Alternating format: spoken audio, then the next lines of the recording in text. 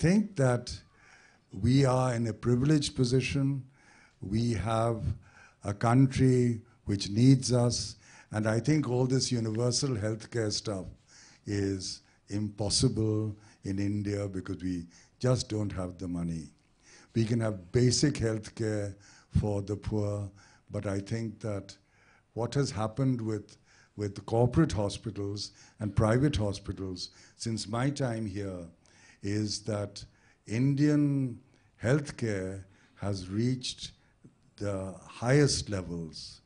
For instance, I mean, in a field in which I'm interested, liver transplant, the most complicated operations are done here, and the results in the best centers are equal to the best in the world. Unfortunately, 98% of these operations are done in the private sector. If I may ask Dr. Mani a similar question, pointing out that you have a CT scan and so on. So that is when it became large scale.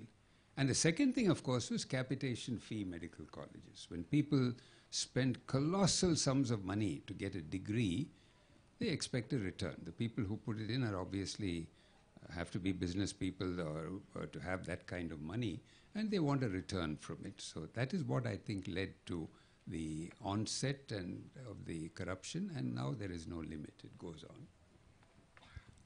You talk about the business of admission to medical colleges, advertising in medicine, corruption in government hospitals, inducements given to and received by medical practitioners, on which you have commented, abetting the patient in crime, you said that, issuing false certificates to avail of leave or to avoid attendance in law courts or to avoid going to prison cells, insurance fraud, transplantation and organ commerce. Would you like to comment on that part, the last one?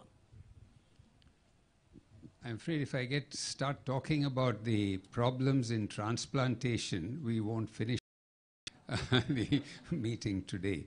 The largest amount of corruption is, I'm sorry to say, in the field of transplantation, starting from the exploitation of the poor who are as unrelated donors.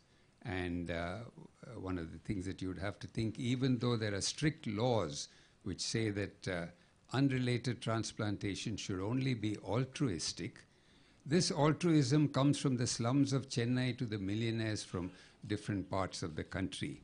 And that is where the altruism goes.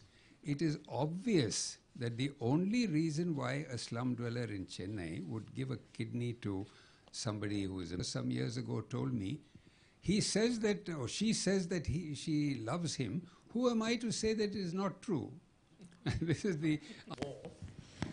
And we must give credit where it is due. 2005, when the National Rural Health Mission was introduced, it was for the first time possibly such a huge influx of public money into primary health care.